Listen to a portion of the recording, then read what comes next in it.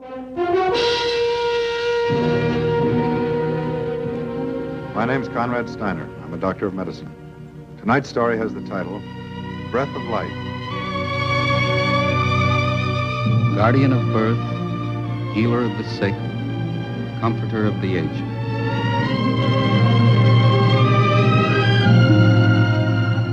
To the profession of medicine, to the men and women who labor in its cause, this story is dedicated.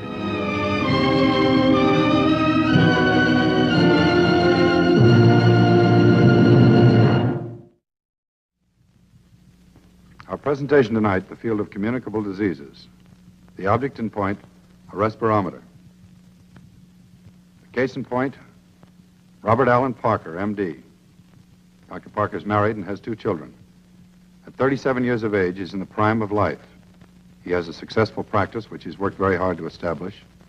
And until a few weeks ago, he considered his most difficult struggles were behind him. But he developed a headache, stiff neck, slight fever. And within 72 hours, Robert Parker knew that the most critical struggle of his life had just begun. Watch his left arm. Keep it down at his side. Yes, Doctor. All right, careful. Let's light him in.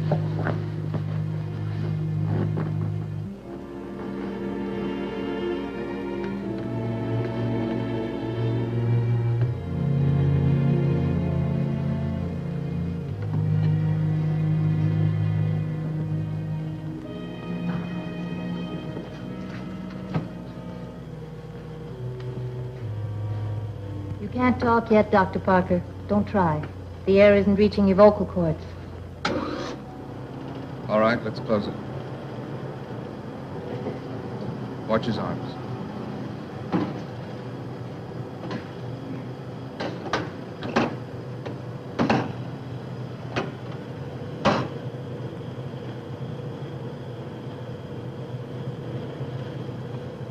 What's his vital capacity now? 950. It's gone down 100 cc's in the last hour. He's 6'1". We'll start him at 1618. Stay with him and keep checking the tidal air. Shall I put him on a positive now?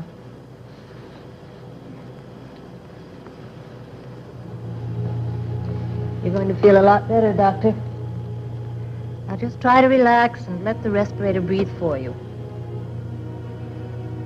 You can talk all right, Doctor, but you'll have to learn to do it with the respirator. You can only talk when you breathe out.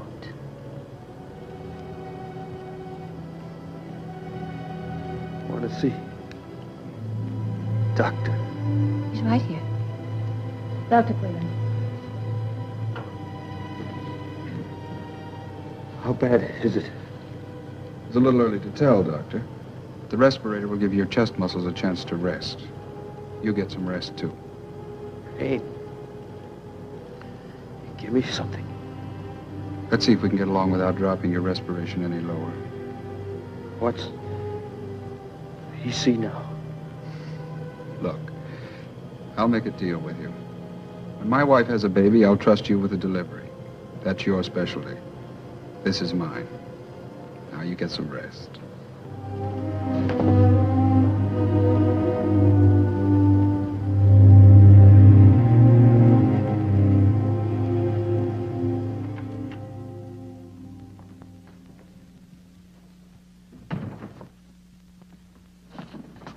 How is he? All right at the moment. We have him in a respirator. Then there's no question about it. It is polio. I'm Kenneth Lusk. I'm a friend of Dr. Parker and of Mrs. Parker. I'll be taking over his practice until he's well. Glad to know you, Doctor. How does it actually look? It's bulbar. His vital capacity dropped under 1,000. We've done a tracheotomy, put him on positive pressure.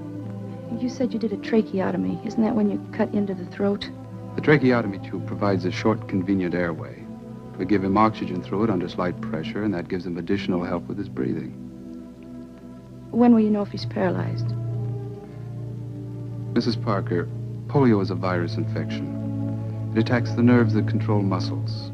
Sometimes it actually kills the nerves. But you always have to expect temporary muscle loss while the disease is acute. Well, isn't there anything you can do to stop it? Just keep him quiet and breathing until it's run its course. I have 2 children, Doctor. What about them? They seem all right, don't they? No headache, nausea, stiff neck? I'll check them every day for a while. You may see him now if you like, but only for a few minutes. Ken, do you think I should? Go ahead. I'll wait here.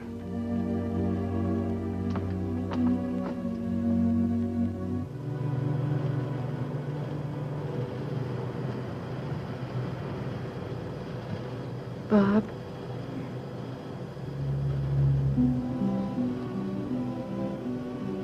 Bob, I'm sorry. I came as soon as I heard. Children are fine. They sent their love. I told them they'd be seeing you real soon. I was stupid.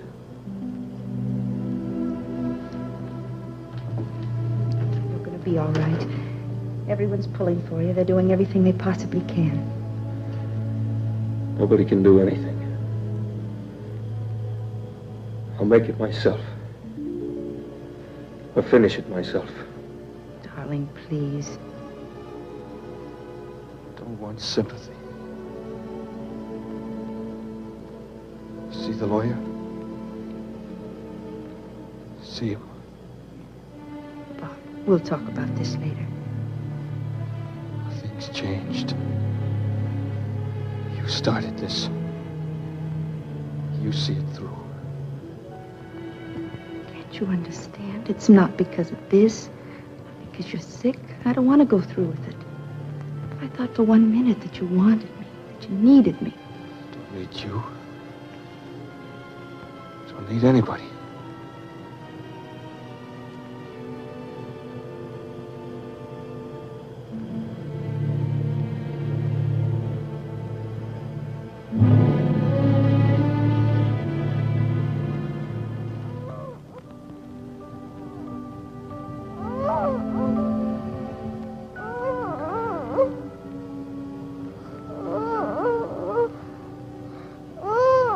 George. You awake, George? Yeah. Can you see the kid? Asleep. Just crying. And they're asleep. Tough day. PT worked on her legs this afternoon. Just crying for her mama. Now, I guess. Catherine. Catherine. Catherine. Catherine. Choke. You're all right, Doctor. Please try to rest. I'm right in the room if you need me. That's right, Doc. Rest. That's what they keep saying. How do you feel, Doc? Nurse is very polite. Always a sure sign it's a doctor. Take it easy, Doc. First 100 years. Hardest. Cut it out, George.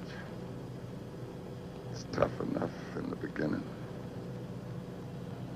Nurse is right, Doc. Sleep is the best thing. Can't sleep now. Can't move. Can you? I got both legs. And I'm just a new boy. 2 months. You. Can you move? Sure thing. Got an arm. It's been coming back for a month now. I'm a machinist, Doc. Gonna be right back there.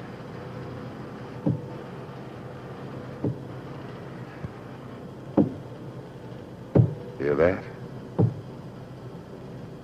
Sweetest sound in the world. How long has it been? Long enough so as I'm used to it. How long? He's been here 9 months. God. You're wrong, Doc. Iron Lung's my friend. I'd be dead without it. Better that way. Better to die. You won't feel that way. In a couple of days. Besides, how'd you do it? You couldn't kill a fly sitting on the end of your nose.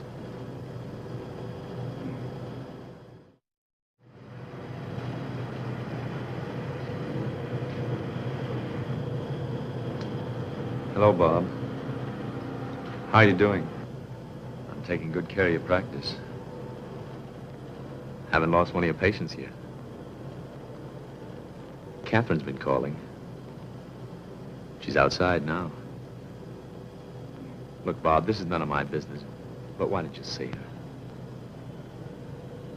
That's right. None of your business. Been thinking clearly. If I'm paralyzed, I'm gonna kill myself. You take practice. You give Catherine settlement. Don't go throwing in the towel. Let me send Catherine in.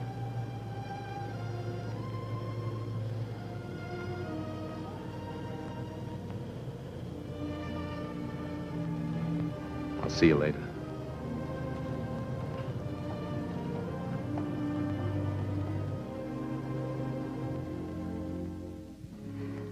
I didn't really think he'd see me. I left him, Ken. That's pretty hard to forgive. I understand about being a doctor's wife.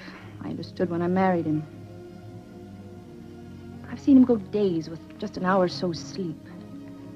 There were other men that could have taken over, good, competent obstetricians, but he wouldn't trust anyone else. He wouldn't be dependent on anyone else. It's an obsession. He wouldn't let my father give us a church wedding. Only as a great concession, he let me keep the clothes I had. But everything else he had to make himself. All his own way. Well, he did it. For whatever good it's doing him now. And I love him, Ken. I love him so much.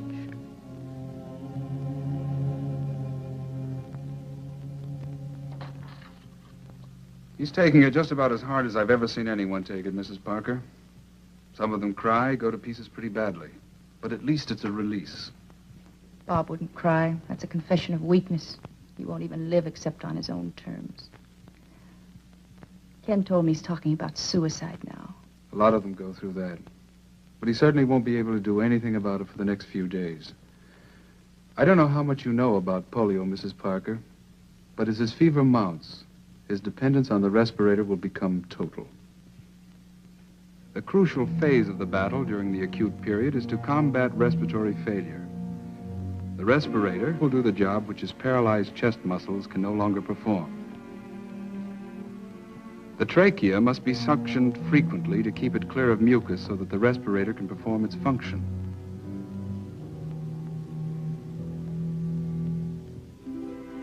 Since his paralyzed throat muscles will not permit him to swallow, he must be fed through a Levine tube, which leads through the nose into the stomach. No specific treatment or medication can cure polio in its acute stage. Much of the watching and waiting is the job of the nurses and physical therapists. Under the physician's supervision, they maintain the respirator pressure and check the vital capacity, the temperature, and the pulse.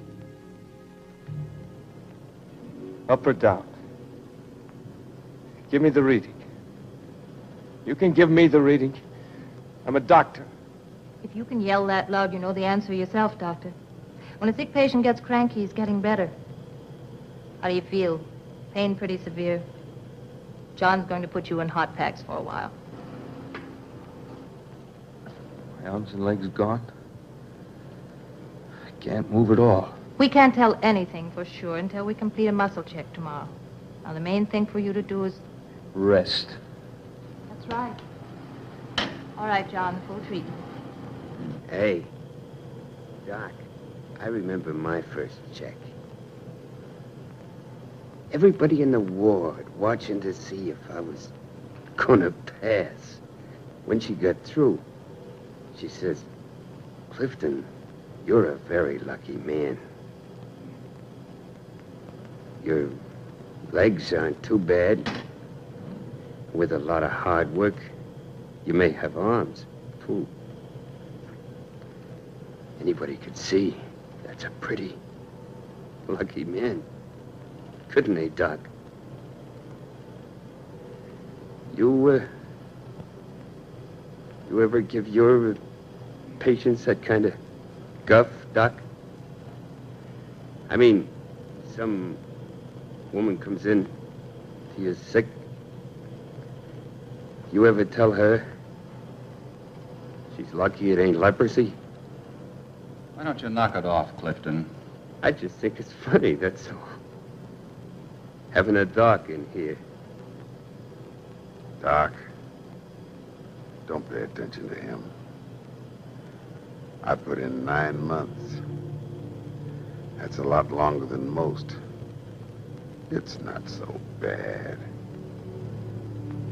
Except maybe a little bit on Sundays. We used to go on a picnic on Sundays. Wife, kids, pack a lunch and just take off. And then, you like picnics, Doc? Never had time for one. Sometimes I wouldn't go no place in particular. Beach, maybe. Maybe just drive. Bet the kids miss it, too. You sure get to needing your kids. Put your mind to it. You don't need anybody. When John Henry was a little boy, sitting on his daddy's knee, pointed down to the ground, had a small piece of steel, saying that'll be the death of me. Lord, You're getting better every day, Susie. Prettier, too. How are you today, Paul? Fine, Dr. Quaylen. Other arm's starting to come back. It's very interesting. Why don't we check it, Miss Blakeney?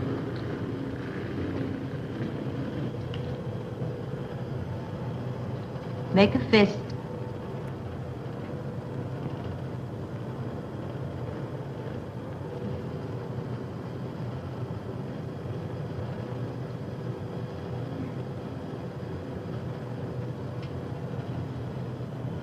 Well, Paul, that's something to work on anyway. Hello, Doctor. How you doing? Gonna do muscle check? Right now. Mrs. Ackley. What are you doing? We're going to take you out of the respirator so the physical therapist can make a thorough check. I can't breathe. Don't worry. If you have any trouble, we'll put you right back.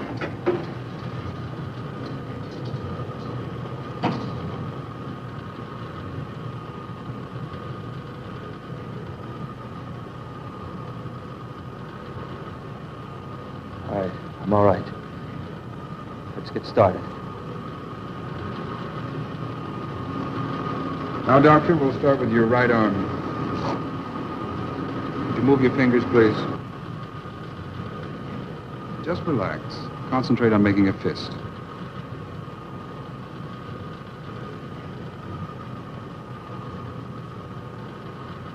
You certainly got something to work with there. Now the wrist. How far can you bend your elbow?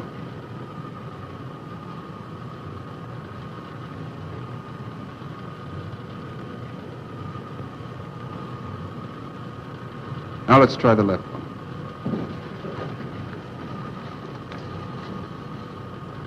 Make a fist.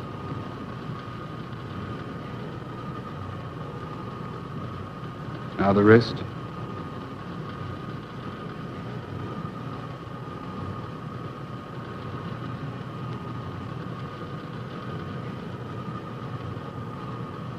Now try and bend the elbow.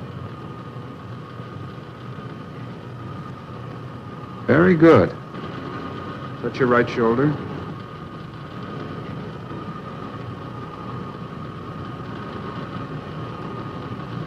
You've got a perfectly good arm there, Doctor. Bring it down to your side and we'll check your legs.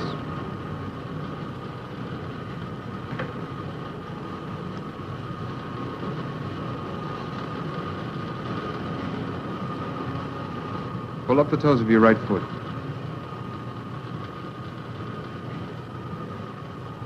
Fine. Now push your hand away.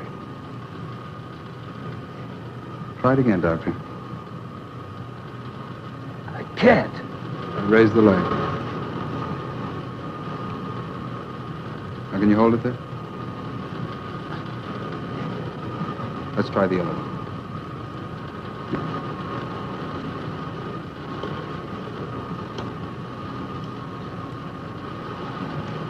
Left foot, Doctor. The toes.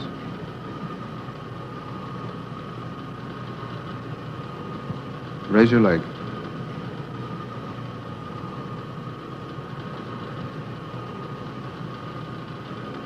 That's enough for today. Let's get you back. No point in overdoing it just as you're coming back.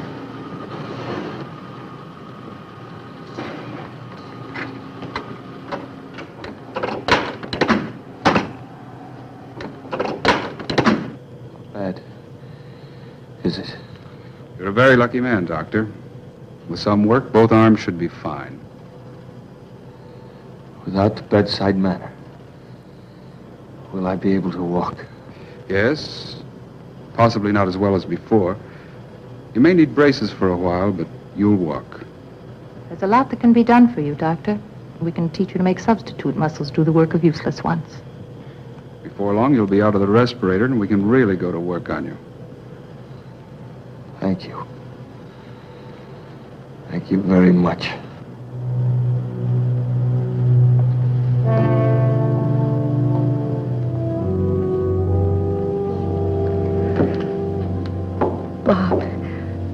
Bob, they just told me you'll be able to walk.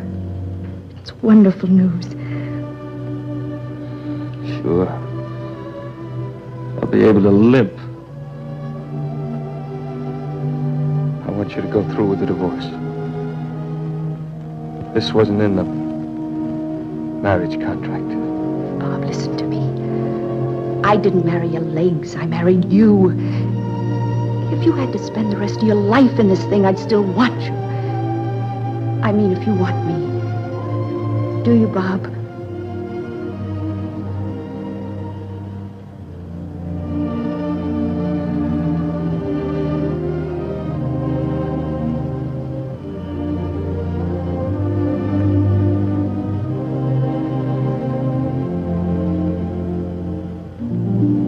How are the kids?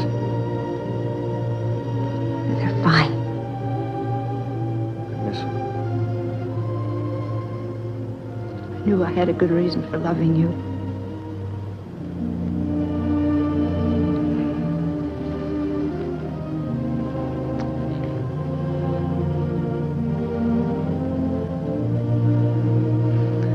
I'm going to get them to start the exercises today. I'm going to work harder than I've ever worked. I'm going to walk perfectly. You'll see. I'm going to beat this thing. I'm going to need a lot of help. I'm going to need all the help I can get. Catherine?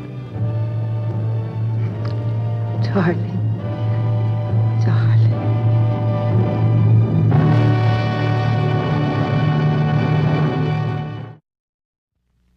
You have witnessed the treatment of the disease in its acute stage.